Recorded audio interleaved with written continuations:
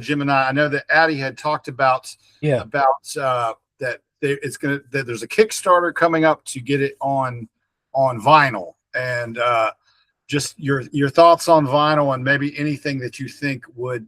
I'd love to. By the way, I'd love to some other time when you're less busy down the road. I love to we could dip into the process thing, because I love sharing. Just you're just a a virtual well of knowledge with all this stuff, and I love doing that. And sometime, if you'd like to talk to my puppet pal Celery Sal sometime, we could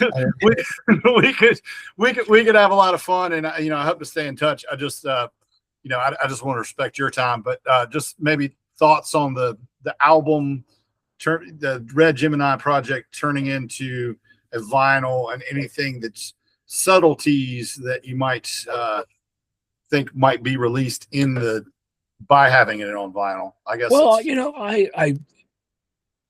I've been collecting vinyl since I was a kid.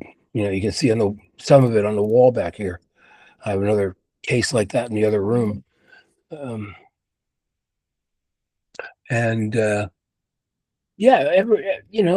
Pretty much a lot of stuff these days is released on vinyl, and it's become a thing. It's a resurgence. You probably know, and it'd be great to have Addie's thing up on vinyl. I think my friend John Hanlon, engineer friend of mine, who I've known since '82, LA, when I first moved to LA for the first time. And I think John, he was impressed with the record and started chatting with Addie and started trying to get her to do the vinyl thing. Yeah, I like vinyl. I listen to vinyl. I listen to my old records when I can, when I have time. Yeah. This Laurie Garot project that I mentioned, I didn't mention it, but it's on that list. She just test pressings for her project on vinyl. The Long Riders record's out on vinyl. What else is on vinyl? The Minus Five record came out on vinyl. The Rousers thing that I did came out on vinyl. Rosie, they're all on vinyl. The Stooges remix that I did, I did a stereo remix and a at Dolby Atmos mix of the first two Stooges records recently. And I don't know anything about vinyl on that, but everything else, usually people have been putting out the vinyl, and it's cool. It depends on, it depends. Sometimes vinyl's fabulous, sometimes it's scratchy, pops and clicks. But it would be cool. I think it's a good promotional tool, because people are into collecting vinyl, the young kids especially, I believe. So it'd be nice to have Addie's record out on vinyl. Yes. And the art, I think too, having that big, I can't remember who did the art for the album, but it's such a great rendering of Addie's personality, and I think that just having that in a big square would be really cool for that's artistic. That was the best thing. Streaming has destroyed all the buying an album. When I was a kid, I used to buy an album, look at the credits. That's how I found out about stuff, who did what. And Beatles records, George Martin, Jeff Emmerich. Yeah, and you used to look at the pictures and some of the stuff. Magical Mystery Tour, you got the big fold out, pages and pages of pictures and photos and lyrics. It was great to have all that stuff. With CDs, it kind of shrunk, but with streaming, it disappeared. It really did. Apple Music. You can look at credits on Apple Music, and if you're streaming on an iPhone, the lyrics will come up when it's playing as well, if you wanted to. But yeah, I do. I'm a vinyl kid. I grew up with this stuff, so I was always excited to go to the record store. And the first stereo record I ever bought was the Beatles' Help soundtrack album, which I still have, of course. And it means a lot to me. Yeah, well, I mean, I think it's that physical media, and that's just having something physical, and that's part of this whole setup for the interview is we're doing this for Encore magazine, which is a magazine that actually went out of print during COVID and is now back. So like it's really a rallying. Addie's a part of that too, and just is done some writing for it. So it's like just a resurgence. I think all that is old is new, and all that is new is old. We're kind of coming back into some things. So. Right. Yeah. And I really enjoyed working with that. She's a very, very talented person. I think I mentioned to her that, she asked me for a quote, and, I think she's the most talented, one of the most talented, if not the most talented unsigned artist I've ever worked with. And, she's an artist. She paints and does visual media, and, she puts videos together. And it took a long time to put the project together. It took a couple of years because wasn't done all at one time. I would get drum tracks, and then I'd be editing and fixing it up, and then we get guitar tracks and going through different takes and figuring that stuff. But she's a great vocalist. Absolutely. Yeah, she's a great vocalist, and she did all the backing vocals on the record. And she's great at double tracking and listening to my ideas for harmonies. Her and I came up with all the harmony ideas and backing vocals for the record, and we had a fine time doing that. And she stayed here during times. And matter of fact, I had one of the times that she was doing vocals, I had a planned surgery, and she brought me to the hospital and picked me up, brought me back, and really, really helpful. I love that girl. She's a great gal. Great gal. She's a very kind person. It definitely is one of those. She's one of those people that just emanates love and light. So that's a great quote. Love and light, baby. Yeah. Well, hey, I know you got to run, so I definitely appreciate your time. Like I said, I'd love to do a follow up sometime and just chat some more. But I mean, I understand being podcasted out, and you got a lot of projects, so I mean, we can. Yeah, I got to get back to mixing. But if you have any more questions, or about Addie's project, if you can come up with anything right now that you question, or just really wanted to get your input on how it came together, which you said she put all that stuff together, all the musicians together. Was there anybody that you put that you said, oh, I need so and so for this, or she picked what instruments did you play on it? I played some guitar, percussion. I did percussion probably on every song. Played some guitar. I played on every song, I think. I don't remember. It's been 2 years since I finished it. Played some keyboards, Mellotron, Hammond organ on the stuff. Yeah. So yeah.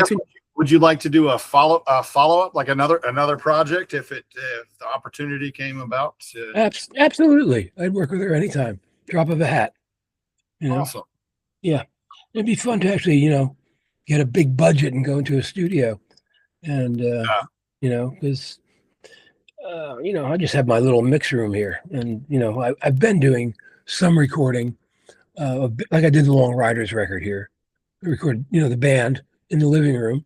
It's a good setup for it, but I've kind of retired that recording a band here. I've done several projects, and it's a little tough. This new Tearaways record I'm doing, we recorded it all at the Village Recorder in Los Angeles, which I'm mixing that project now. But yeah, it'd be great if she could somehow get together a budget, whether it be, I mean, it's so tough these days. And the music, the record, I don't even know what this music is that's out there. I'm a rocker, I'm a guitar, and all this pop music, some of the stuff I like, okay. But some of the stuff is like, what TF, it's, I don't get it. I do not get it. This Sabrina Carpenter, et cetera. I don't get that at all. But Billie Eilish, I like. Her and her brother put together some great records in a bedroom. It's amazing that they got all that all the Grammy stuff for a bedroom recording, basically. And when I started, there were recording studios on every block in New York and in LA as well. They're all gone. There's maybe two or If, three. one thing I was thinking about too is like this has to do with a punk rock kind of vibe. I believe I sent you the question, like if you the elements of punk rock, as far as like, I mean, this album could be I don't like labels, you know what I mean, like putting things into a genre, but at the same time, like if you had to say like some elements of punk rock, and maybe how they applied to Red Gemini.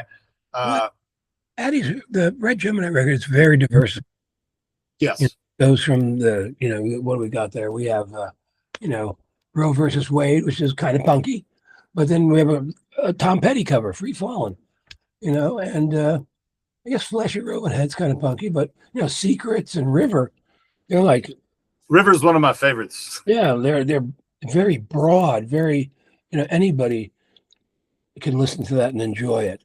It's not, she can't be categorized into any particular genre.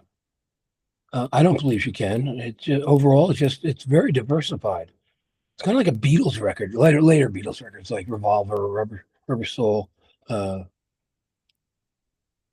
Each song is very different. You can't, like with a Ramones record, it's the Ramones. It's the Ramones. With Addie, you're going in. She's taking you to different places, different trips, lyrically and musically on every song on that record. They're all different. Well, that definitely gives me a lot more too. Thank you for bringing it back to the Red Gemini, and I know that's the reason that you took time out of your very busy schedule to talk with me. It's a pleasure to meet you. And as she said, she was like, you'll love Ed. He's the nicest guy, and I can tell that you got a great heart, and just like Addie, and that you're very down to earth, and but again, a plethora of knowledge and just experiences, and you, like you said, a lot of being in the right place at the right time for a lot of really amazing,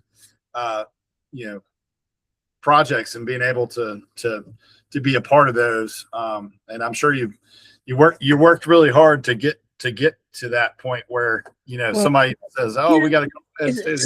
I don't consider it work. I've always enjoyed this. That's where it started. I did this because I enjoyed it, and I still do enjoy it. It can get to be trying at times. Sure. But trying to get performances, etc. But hey, I'm not a greeter at Walmart. And I work at home. I can work in my boxer shorts and mix records, and I can go walk outside, and I can jump in the pool. It's not really work. It's not a hobby. It's a career, but I don't think it's work. Yeah. Do what you love, and you'll never work a day, they say. So. Bob Dylan said that, I think. Isn't it Bob Dylan quote? I didn't realize that was where that quote came from. I've been saying it for a long time. I think it's a Dylan quote. Google it. I think it's a Dylan quote. It sounds like something he'd say. I've got a buddy that does a lot of engineering stuff, and I can't wait to share this with him, because he's gonna go nuts. He is. You guys could hang out and just never stop talking forever, because he knows everything about every little. He's an engineer, and and just y'all kind of remind me of each other in a way too. But cool. Thank you again, Ed. I appreciate you taking your time. I'll do anything for Addie. Absolutely. Well, I hope you have a good rest of your day and good weekend. Nice chatting with you. Yeah. What's a weekend? I don't know what weekends are. Back in the day when we had big budgets and food budgets and worked in real recording studios, up through the 90s, really. When I used to get on a project, we would have, work on a project for 2 months. And I would always take Sundays off and every other weekend off. But that was a long time ago. And I'm single, I'm home, I work at home, I work when I can. I don't even know what day it is. Wait, it's Friday. I see it on my the only reason I know that's because it's on my Mac, my studio monitor Friday, April 10th. But hey, thank you so much, and have yourself a good rest of your day.